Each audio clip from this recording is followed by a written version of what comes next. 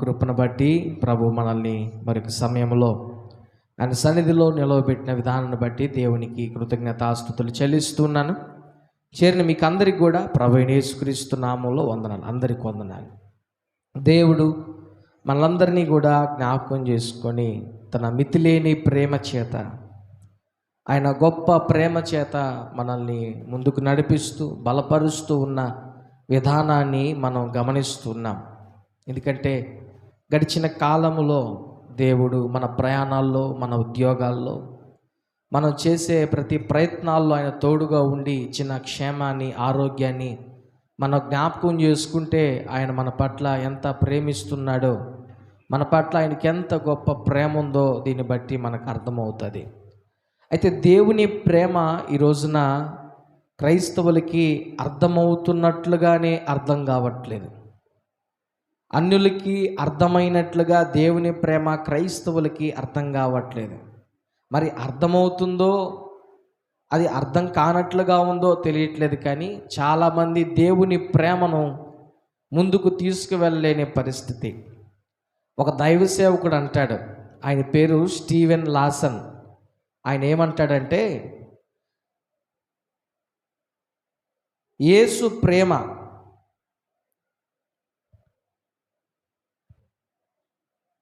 యేసు మాటలు అర్థం చేసుకోవడం కష్టం కాదు, వాటిని జీర్ణించుకోవడం కష్టం అని.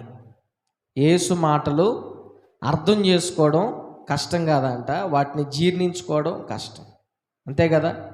యేసు మాటలు మనకి అర్థమవుతున్నాయి, మంచి చెడు ఏంటి అనేది యేసయ్య తన బోధల ద్వారా, ఆ పరిశుద్ధమైన వాక్యము ద్వారా మనతో మాట్లాడుతూ ఉన్నాడు.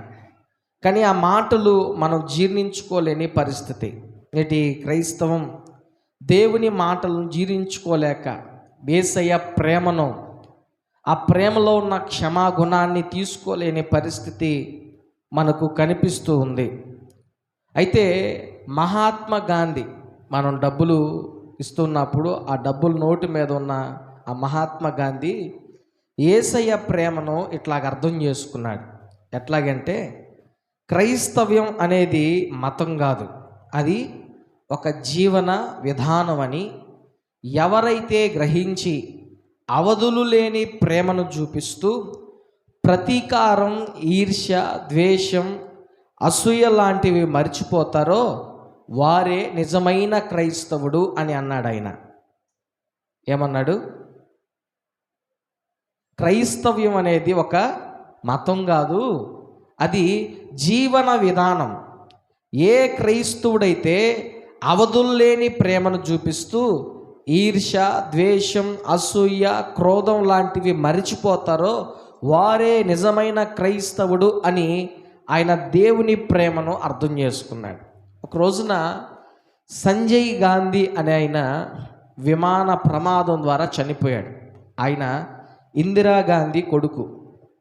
అయితే ఈ ఇందిరాగాంధీ గారు ఒక రోజున ఏం చేశారంటే, అంటే ఆయన చనిపోయిన తరువాత వెంటనే ఆమె చేసిన మొదటి పని, ఆయన విమానంలో ఉంటూ ఉండగా ఆ పైలట్ కూడా చనిపోయాడు కాబట్టి ఆ పైలట్ కుటుంబాన్ని ఆదరించేదానికి, ఓదార్చేదానికి, ఆమె తల్లిని ధైర్యపరిచేదానికి ఇందిరాగాంధీ వారి ఇంటికి వెళ్తున్న క్రమంలో అక్కడ ఆమెకి ఒక అనుభవాన్ని ఏర్పడింది.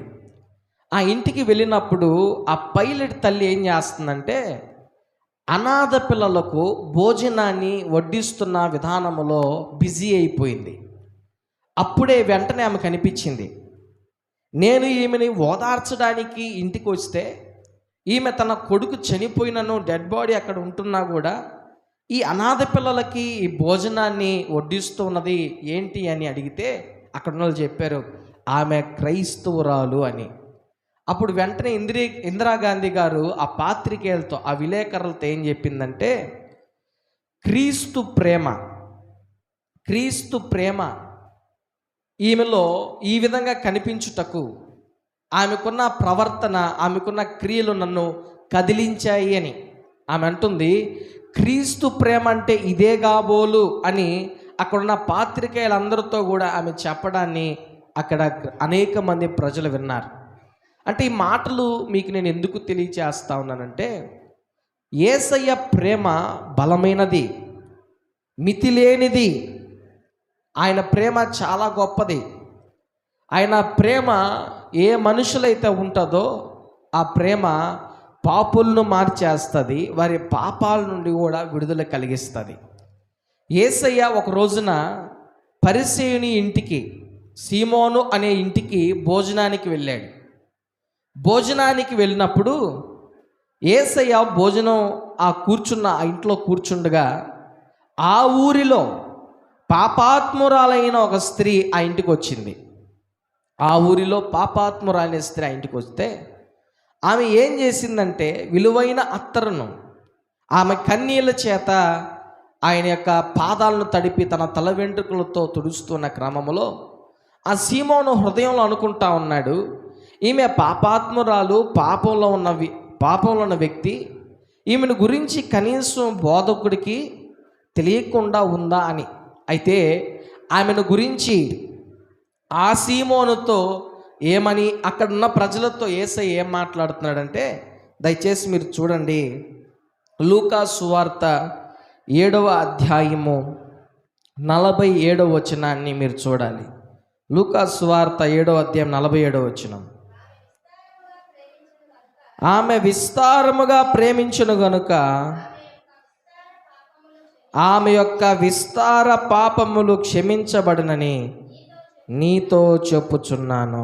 చాలు అంటున్నాడు యేసయ్య. ఆమె విస్తారముగా ప్రేమించింది గనుక ఆమె యొక్క విస్తారమైన పాపములు క్షమించబడునని నీతో చెప్పుచున్నానని అన్నాడు. అయితే ఆయన మరొక మాట వారితో అంటున్నాడు ఆమెతోటే.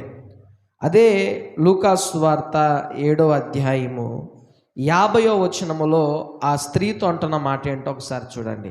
అందుకైన నీ విశ్వాసము నిన్ను రక్షించెను అని యేసు ఆమెతో అన్నట్లుగా. ఈ మాటలు మీరు దయచేసి బాగా అర్థం చేసుకోవాలి. ఆమెతో ఏమన్నాడు? నీ విశ్వాసమే నిన్ను రక్షించింది అని. అయితే ఒక మనిషికి విశ్వాసం ఎలా కలుగుతుంది? ఒక మనిషికి విశ్వాసం ఎలా కలుగుతుంది?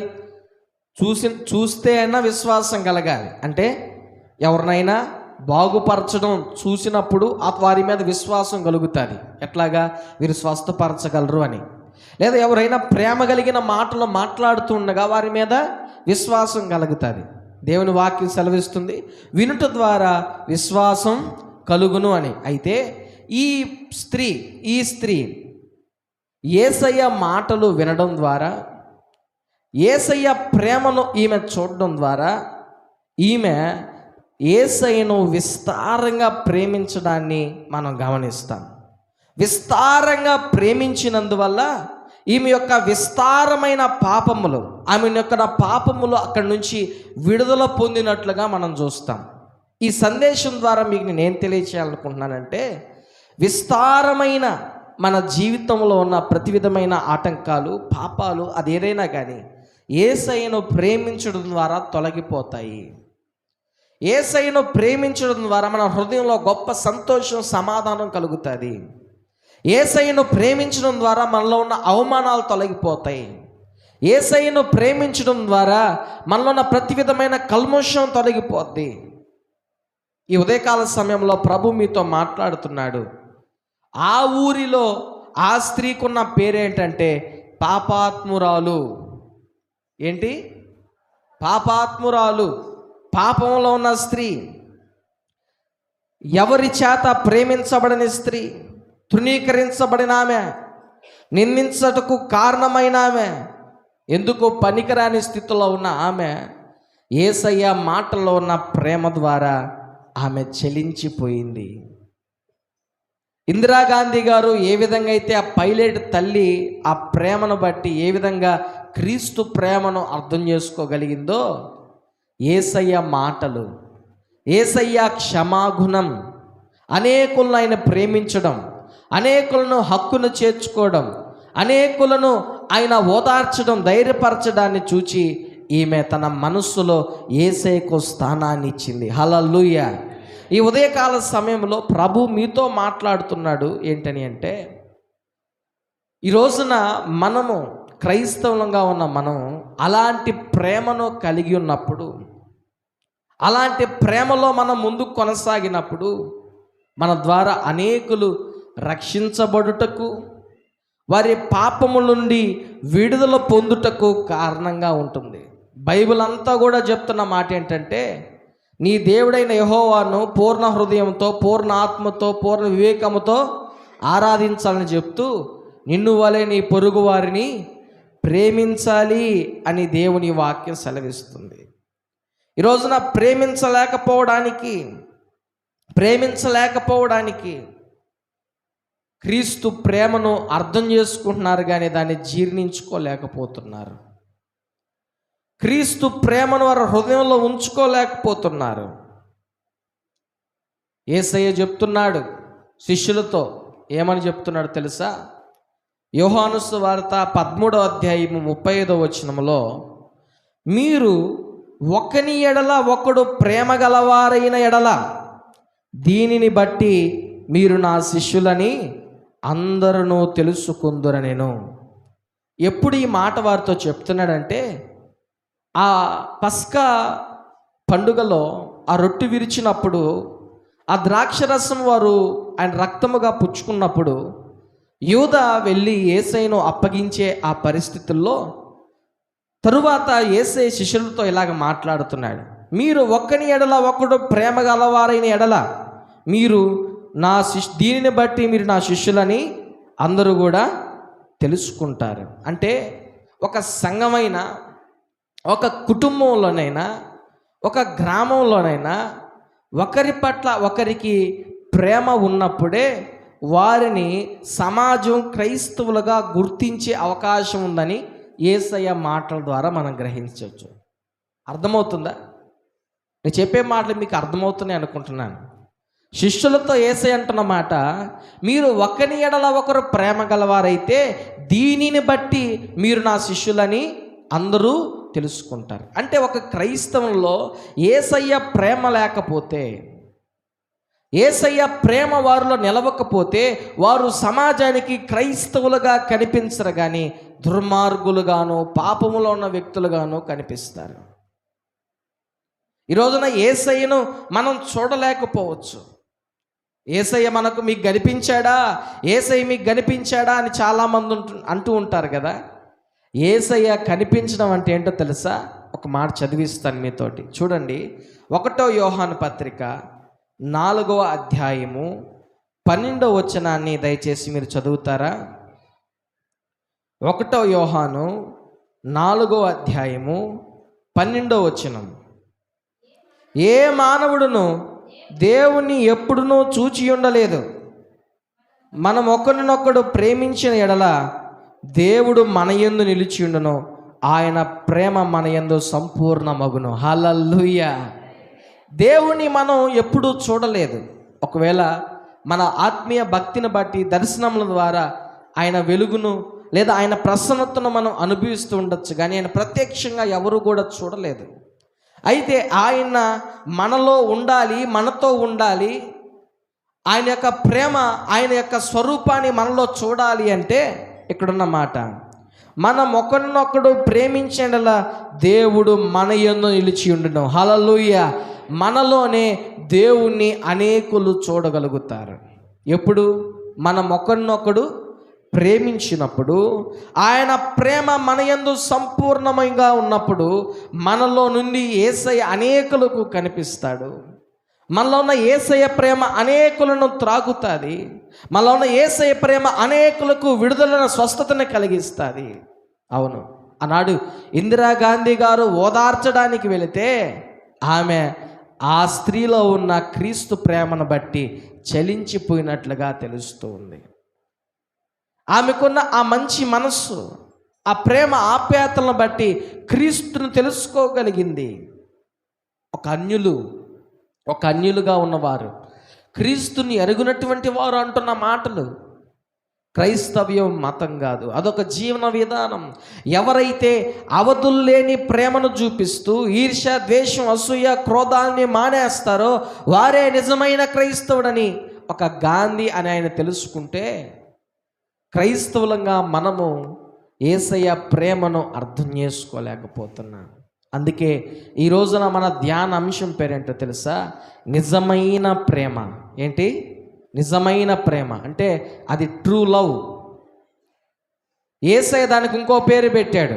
ఏమని పేరు పెట్టాడంటే, ఆ స్త్రీతో మాట్లాడుతున్నప్పుడు విస్తారమైన ప్రేమ. ఏం ప్రేమ? విస్తారమైన ప్రేమ, ఎక్స్టెన్సివ్ లవ్ అంట. అలాగే మరొక ప్రేమ ఉంది, గాంధీ గారు పెట్టిన ప్రేమ. ఏంటది? అవధులు లేని ప్రేమ, ఎండ్లెస్ లవ్. ఈ రోజున విస్తారమైన ప్రేమ, అవధులు లేని ప్రేమ, నిజమైన ప్రేమ క్రైస్తవులుగా మనలో కలిగి ఉండాలి. ఎందుకో తెలుసా? మనలో దేవుడు అనేకులకు కనిపించేదానికి. ఈ రోజున కుటుంబాల్లో సమాధానం లేకపోవడానికి ఈ నిజమైన ప్రేమ కరువైంది. విస్తారమైన ప్రేమ, అవధులు లేని ప్రేమ కరువైంది. ఒకరిని ఒకరు ప్రేమించే మనస్సు లేదు. భార్యాభర్తల మధ్య ఈ నిజమైన ప్రేమ లేదు.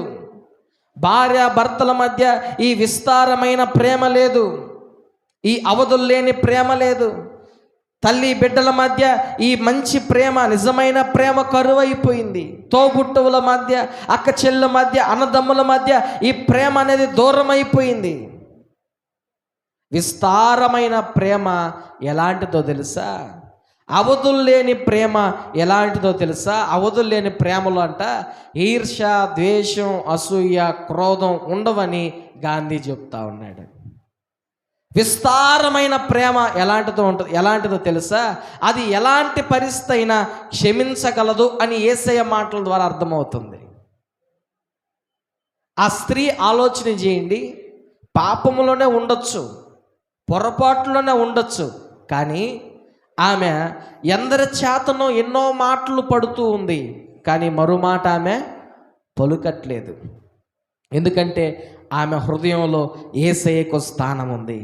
ఆమె విస్తారంగా దేవుని ప్రేమిస్తుంది కాబట్టి ఎవరు ఆమెను ఏమనుకున్నా కూడా మరో మాట పలకట్లేదు. ఆ ప్రేమే ఆమె పాపము నుండి విడుదల కలిగించింది. గట్టిగా చప్పుళ్ళు కొట్టండి, హల్లెలూయా. నిజమైన ప్రేమ ఈ రోజున మన జీవితాల్లో కరువైపోయింది. మనం పాడుకున్నాం ఇప్పుడు ఆరాధనలో. ఆ పాటలో 2 రకాలైన పదాలు వాడాడు భక్తుడు. ఏంటో తెలుసా? ఆయన ప్రేమ బలమైందంట. ఆయన ప్రేమ బలమైందంట. ఆయన ప్రేమ మితిలేనిదంట. ఆయన ప్రేమ మితిలేనిది. అవును, గతిలేని మనల్ని చూచి మితిలేని ఆయన ప్రేమ మన జీవితాల్ని మార్చింది. ఇంకా నువ్వు పాపులమై ఉండగానే క్రీస్తు మన కొరకు మరణించాడని తన వాక్యంలో బైబిల్లో సెలవిస్తుంది. అంటే మనం పాపులుగా ఉండగానే ఆయన మన కొరకు సిలువలో మరణించిన ప్రేమది, మితిలేని ప్రేమది. ఈ ఉదయకాల సమయంలో ఈ మాటలు వింటున్న మీరు గ్రహించాలి, దేవుని మాటలు ఆలకించాలి. అన్యులకు ఉన్న క్రీస్తు ప్రేమ క్రైస్తవులకు లేకుండా పోయింది. బైబిల్లో కూడా ఒక సంఘటన ఉందండి. ఒక వ్యక్తి అంట యెరూషలేము నుండి యెరికో ప్రాంతానికి దిగిపోతుండగా దొంగలు వచ్చి ఆ వ్యక్తిని కొట్టి ఆ వ్యక్తి యొక్క వస్త్రాలను, అతని దగ్గర అన్నింటినీ తీసుకొని దోచుకొని కొన ప్రాణంతో విడిచిపోయారంట. కొన ప్రాణంతో విడిచిపోతే ఆ దారిలోనే ఒక యాజకుడు పోతున్నాడు, అంటే పాస్టర్ పోతున్నాడు. పాస్టర్ పోతూ ఆ వ్యక్తిని చూచి, సరే దెబ్బలు తగిలినాయా, ఎవరొకరు వచ్చి అతన్ని రక్షిస్తారులే అనుకొని అటుగా వెళ్ళిపోయాడు. అదే దారిన మరలా లేవీయుడు అనే అతను వచ్చాడు. అతను కూడా అదే పరిస్థితి. మరి ఎలాంటి ఆలోచన కలిగినో మనకెందుకు వచ్చిందిలే అనుకున్నాడో ఏంటో, ఆయన కూడా వెళ్ళిపోయాడు. అయితే ఆ దారినే 3వ వ్యక్తిగా సమరయుడు అనే వ్యక్తి వస్తున్నాడు. ఆ వ్యక్తి ఏం చేశాడంటే తన గాయాలను కడిగి, తన గాయాలను శుభ్రపరిచి, తను పూటకోల ఇంటి వాని దగ్గర చేర్చి అతన్ని జాగ్రత్తగా చూసుకోమని వారికి డబ్బులు ఇచ్చి, ఇంకా ఏదైనా ఖర్చుంటే నేను తిరిగి మరలా వచ్చి నీకు ఇస్తానని చెప్పి అతన్ని ప్రేమించినట్లుగా దేవుని వాక్యంలో మనం చూస్తాం. ఒక యాజకుడు వెళ్ళిపోయాడు, ఒక లేవీయుడు వెళ్ళిపోయాడు, ఒక సమరయుడు మాత్రం ఒక దిక్కులేని వాడిని ప్రేమించాడు. ఈ రోజున మీతో నేను దేవుని మాటలు చెప్పగలుగుతున్నాను. ఏంటంటే ఈ భారతదేశంలోనికి యేసుక్రీస్తు ప్రభువారు దేవుడిగా ఈ భారతదేశంలో నిలవబడ్డాడంటే, అనేకుల హృదయంలో ఉన్నాడంటే ఒకటి ఆయన ప్రేమ. ఏంటి? ఆయన ప్రేమ.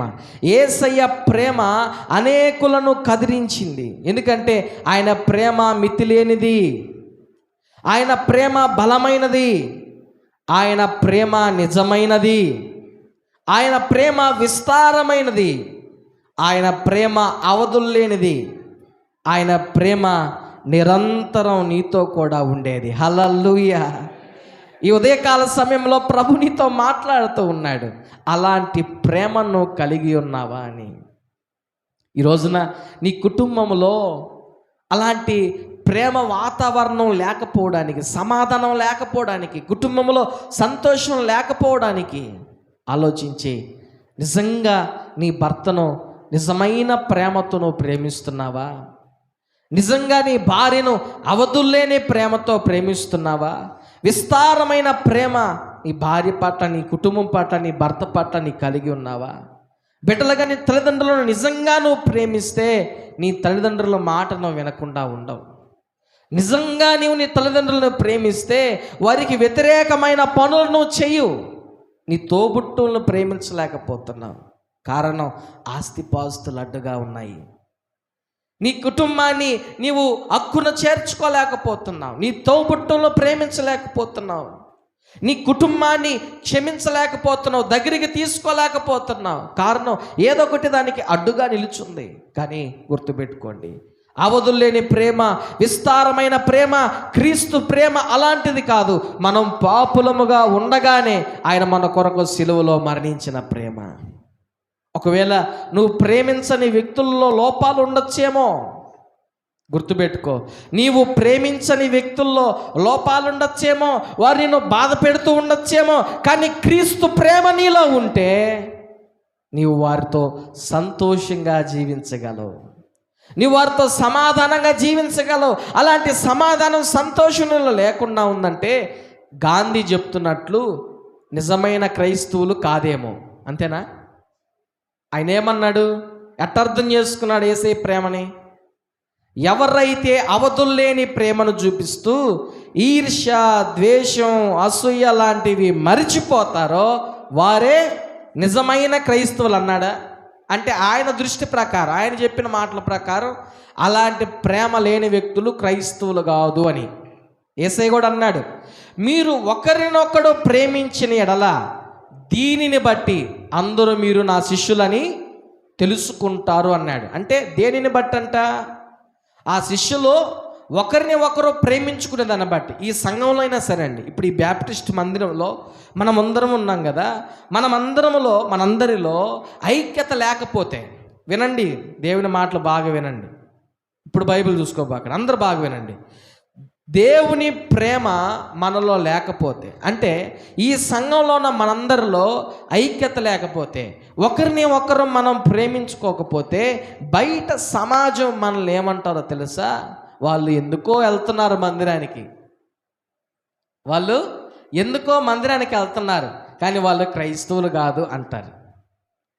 మీరే సంఘంలో ఉన్న మీరే ఒకరి మీద ఒకరికి బయట తెలిసిన అన్యులకు మీరు చెప్పుకుంటా ఉన్నారనుకోండి, మీరే ఒకరి మీద ఒకరికి చెప్పుకుంటా సాడీలు చెప్పుకుంటా ఉన్నారనుకోండి, మనలో ఏమి లేదు, ప్రేమ లేదు, ఐక్యత కూడా లేదు. దీనిని బట్టి అందరు ఏమనుకుంటారు? వీళ్ళు మంచి క్రైస్తవులు అనుకుంటారా? ఏమనుకుంటారు? మంచి క్రైస్తవులు, very good Christians, good Christians, వీళ్ళరా అసలు క్రైస్తవులు అంటే. ఆ యొక్క మాట్లాడితే అసలు ఎవరి గురించి మాట్లాడదు, మంచి దేవుని మాటలే మాట్లాడుతుంది అని చెప్పి అంటారా? లేదా అందరిని గురించి చెప్తుంది అని అంటారా? ఇప్పుడు ఆ ప్రవర్తన కలిగి ఉన్న మనల్ని బయట సమాజం ఏమని ముద్రేస్తారో తెలుసా? వీళ్ళు క్రైస్తవులే అని వాళ్ళు చెప్పుకుంటున్నారు, కానీ కాదు. అంటే ఏ మాటలు ఆధారం చేసుకుని ఈ మాటలు మీతో చెప్తున్నానంటే యేసయ్య చెప్పిన మాటలు ఆధారం చేసుకొని. అందుకే బైబిల్ ఏం చెప్తా తెలుసా ప్రేమను గురించి? ప్రేమ అంట శాశ్వత కాలం ఉండేదంట. గట్టిగా చప్పట్లు కొట్టండి, హల్లెలూయా. ప్రేమ అంట శాశ్వత కాలం ఉండేది. చూడండి 1 కొరింథీ 13:8 ప్రేమ శాశ్వత కాలముండును, ప్రవచనములైనను నిరార్థకములగును, భాషలైనను నిలిచిపోవును, జ్ఞానమైనను నిరార్థకమగును, ప్రేమ శాశ్వత కాలం ఉండేది. ఈ శాశ్వత కాలం ఉండే ప్రేమ నేడు క్రైస్తవులలో ఉందా అన్నది ప్రశ్న. అన్నాడు కదా స్టీవెన్ లాసన్ అని ఆయన, యేసు మాటలు అర్థం చేసుకోవడం కష్టం కాదు, జీర్ణించుకోవడమే కష్టం. అర్థమైపోతున్నాయి కానీ వాటిని తీసుకోలేకపోతున్నాం. ప్రేమలో ఉన్న క్షమాగుణాన్ని తీసుకోలేకపోతున్నాం. ప్రేమలో ఉన్న ఆ యొక్క ఆప్యాయతలను మనం తీసుకోలేకపోతున్నాం. ప్రేమలో ఉన్న కనికరాన్ని, జాలిని మనం తీసుకోలేకపోతున్నాం. మనకు అది నచ్చట్లేదు. వారి మాటలు మనకు నచ్చట్లేదనో, వారి క్రియలు మనకు నచ్చట్లేదనో, వారి ఉద్దేశాలు మనకు నచ్చట్లేదనో, వారి స్థితిగతులు మనకు నచ్చటం లేదనో మనం వారి మీద ద్వేషం పెట్టుకో ఉంటే, వారితో సరైన ప్రవర్తన మనం కలిగి ఉండకుండా ఉంటే, గాంధీ గారు చెప్పినట్లుగా మనం నిజమైన క్రైస్తవులం కాదు. నిజమైన భక్తి మన జీవితంలో ఉండదు. అవును, ఒక సమరయుడు ఆపదలో వాడిని రక్షించాడు, ఒక యాజకుడు రక్షించలేకపోయాడు, ఒక లేవీయుడు రక్షించలేకపోయాడు, దేవుని యొక్క పేరును బట్టి ఏర్పరచబడిన వారు రక్షించలేకపోయారు, కాపాడలేకపోయారు, ప్రేమను చూపించలేకపోయారు. కానీ ఒక సమరయుడు తృణీకరించబడిన వారు, అగౌరవంగా బ్రతికే వ్యక్తి. సమరయులు అంటే యూదులతో సమానమైన వారు కాదు, వారితో పాటు వారు ఉండకూడదు, అంటరాని వారు. మీకు దాని గురించి అర్థమయ్యేదానికి చెప్తాను. సమరయ స్త్రీ బావిలో నీళ్లు చేదుతూ ఉంటే యేసు వచ్చి నాకు దాహానికి నీళ్ళు ఇమ్మంటే, మీరు యూదులు, మేము అంటరాని వారమే, మేము నీళ్లు మీకు పోయకూడదు అని అంటదామె. ఒక అంటరాని వాడు ప్రేమిస్తున్నాడు కానీ గౌరవంగా భక్తిగా జీవించేవారు ప్రేమించలేకపోతున్నారు. అందుకే మొదట మీతో చెప్పాను నేను, అన్యులకు దేవుని ప్రేమ అర్థమైనట్లుగా క్రైస్తవులకు ఎందుకు అర్థం కావట్లేదు? ఒక అన్యుడు ఎంతగా దేవుని ప్రేమిస్తున్నారు. ఈ రోజున గుర్తుపెట్టుకోండి, నీవు ఎందుకు అలాంటి ప్రేమను కలిగి ఉండలేకపోతున్నావు? కొడుకు చనిపోతే ఇప్పుడు అనాథ పిల్లలకి అన్నం పెట్టకపోతే ఏమి, ఎవరో ఒకరు బెటరా? కానీ ఆమె ప్రతిరోజు దానిని చేస్తూ ఉంది. తన కొడుకు చనిపోయిన ఆ ప్రేమలో మార్పు లేదు. అదే క్రీస్తు ప్రేమ. గట్టిగా చప్పట్లు కొట్టండి, హల్లెలూయా. ఎలాంటి పరిస్థితుల్లో అయినా మారనిది యేసయ్య ప్రేమ. ఎలాంటి పరిస్థితులైనా సరే మార్పు లేనిది యేసయ్య ప్రేమ. ఆ ప్రేమ క్రైస్తవుల్లో లేకుండా పోయింది, క్రీస్తును అనుసరిస్తున్న వారిలో లేకుండా పోయింది. తల్లికి బిడ్డ పట్ల ప్రేమ లేకుండా ఉంది, కుమారుడికి తల్లి పట్ల ప్రేమ లేకుండా ఉంది, ద్వేషాలు కలిగి ఉన్నారు. ఈ మధ్యకాలంలో వార్తల్లో చూస్తూ ఉంటే తల్లిని చంపేసిన సంఘటనలు, తల్లి బిడ్డలను చంపేసిన సంఘటనలు, అన్నదమ్ములు చెప్పుకుంటున్న సంఘటనలు ఎన్నో చూస్తూ ఉన్నాం. అవును, దేవుని వాక్యం సెలవిస్తుంది, అంత్య దినాల్లో ప్రేమ చల్లారిపోతుంది. సరే, అన్నిలో సరే చల్లారిపోతుంది, మరి క్రైస్తవుల్లో కూడా చల్లారిపోతుందంటే అవుననే చెప్పాలి. క్రైస్తవులు కూడా దేవుని ప్రేమ చల్లారిపోతుంది. ఒక దైవ సేవకుడైనా, దైవ సేవకురాలైనా, ఒక విశ్వాస అయినా, దేవుని అనుసరిస్తున్న సంఘ పెద్ద అయినా, వారెవరైనా సరే దేవుని ప్రేమ, మార్పు లేని ప్రేమ, నిజమైన ప్రేమ కలిగి ముందు కొనసాగలేకపోతున్నారు. ఏదో ఒక కారణాన్ని పెట్టి, ఏదో ఒక ఆలోచనలు పెట్టి ద్వేషాన్ని నూరు పోసుకుంటూ ఉన్నారు, సమాధానం లేకుండా చేస్తున్నారు. భార్యాభర్తల మధ్య ఏదో ఒక మాటను బట్టి ప్రేమ దూరం అయిపోతూ ఉంది. సంఘంలో ఏదో ఒక మనస్పర్ధను బట్టి సంఘంలో ఐక్యత లేకుండా పోతుంది, ప్రేమ లేకుండా పోతా ఉంది. అపవాది భార్యాభర్తల మధ్య లేనిపోని ఆలోచనలు కలిగిస్తున్నాడు, సంఘములో లేనిపోని ఆలోచనలు కలిగిస్తున్నాడు, బంధువుల మధ్య, తోబుట్టువుల మధ్య ప్రేమ ఆప్యాయతలు లేకుండా దూరం చేసేదానికి కక్ష సాధింపులకు దారి తీస్తున్నాడు అపవాది. చూడండి, ఈ రోజున మన బంధువుల్లోనే మనం ఒకసారి ఆలోచన చేసుకుంటా ఉంటే ఎంతమందితో మనకు అసమాధానం ఉంది. కారణం, ఒకవేళ వారు నిజమే వాళ్ళు మంచోళ్ళు కాకుండా ఉండొచ్చు. మంచోళ్ళు కాదు అనుకుంటున్న మన జీవితంలో అలాంటి నిజమైన ప్రేమ ఉందా అన్నది ప్రశ్న. అలాంటి అవధులు లేని ప్రేమ ఉందా అనే ప్రశ్న, అలాంటి మితి లేని ప్రేమ ఉందా అనే ప్రశ్న, అలాంటి స్వచ్ఛమైన ప్రేమ ఉందా లేదన్నది ఒక ప్రశ్న. నిజమే, నీ దృష్టిలో పలానోళ్ళు మంచోళ్ళు కాదు, పలానోళ్ళ హృదయం మంచిది కాదు, పలానా వ్యక్తిత్వం మంచిది కాదు, వ్యక్తిత్వం మంచిది కాదు అనుకోవటం నీలో అలాంటి ప్రేమ ఉందా? నీలో అలాంటి క్షమించే గుణం ఉందా? అలాంటి ఆప్యాయతలు, అనురాగాలు నీలో ఉన్నాయా? లేవే. ఈ రోజున ఆలోచన చేయండి. అన్యులకు అర్థమైనట్లుగా క్రైస్తవులకి అర్థం కావట్లేదు అంటే దేవుని మాటలు వింటున్నారు కానీ వాటిని జీర్ణించుకోలేకపోతున్నారు, తీసుకోలేకపోతున్నారు. ఈ రోజున ప్రభు మాట్లాడుతున్నాడు, నిజమైన ప్రేమ నీవు కలిగి ఉన్నావా? ఒకవేళ కలిగి లేకపోతే, అంటే ఈ నిజమైన ప్రేమకు, అవధులు లేని ప్రేమకు, ఇంకా ఏం ప్రేమ చెప్పాను, విస్తారమైన ప్రేమకు ఉన్న లక్షణాలు ఏంటంటే ఈర్ష్య, ద్వేషం, క్రోధం, అసూయ ఉండదు. ఎలాంటి సమయాల్లో అయినా అది మారదు, ఎలాంటి దానైనా క్షమిస్తుంది. ఇది ఈ పదాల్లో ఉన్న క్వాలిటీస్. ఈ ప్రేమల్లో ఉన్న క్వాలిటీస్ ఏంటంటే ఈర్ష్య, ద్వేషం, క్రోధం, మత్సరం ఏవి ఉండవు, ఎలాంటి పరిస్థితులైనా మారదు, ఎలాంటి దానైనా క్షమిస్తుంది. ఇలాంటి ప్రేమ ఒక అన్యుల్లో కనిపిస్తుంది కానీ క్రైస్తవుల్లో కనిపించట్లేదు అన్నది ఈరోజు ప్రభు యొక్క ఉద్దేశం. ఆయన అంటున్నాడు, దేవుని మనం చూడలేదు కానీ దేవుడు మనలో కనిపించాలంటే ఒకరిని ఒకరు మనం ప్రేమించాలి. ఎందుకంటే ఈ ప్రేమ శాశ్వతంగా ఉండేది, చివరి వరకు ఉండేది ప్రేమేనంట. ప్రవచనాలైనా ఇంక ఏదైనా కూడా నిరర్థకమైపోతాయంట, జ్ఞానం కూడా నిరర్థకమైపోద్దంట, కానీ ప్రేమ మాత్రమే చివరి వరకు నిలుస్తుందంట. హల్లెలూయా. అలాంటి ప్రేమ క్రైస్తవులో ఉండాలన్నది దేవుని యొక్క ఉద్దేశం. ఆ ప్రేమేనండి ప్రపంచాన్ని మార్చేసింది. ఆ యేసయ్య ప్రేమేనండి ప్రపంచాన్ని మార్చేసింది.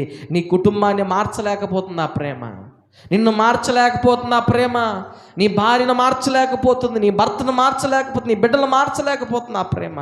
కుటుంబంలో ఒకటైతే చెప్తానండి, ఏమని చెప్తానంటే, మనిషిగా మనకు కొన్ని పరిస్థితుల ద్వారా బాధ కలగకుండా ఉండదు.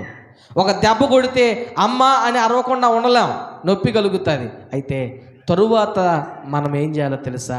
క్రీస్తు ప్రేమను బట్టి ముందుకు కొనసాగిపోతూ ఉండాలి.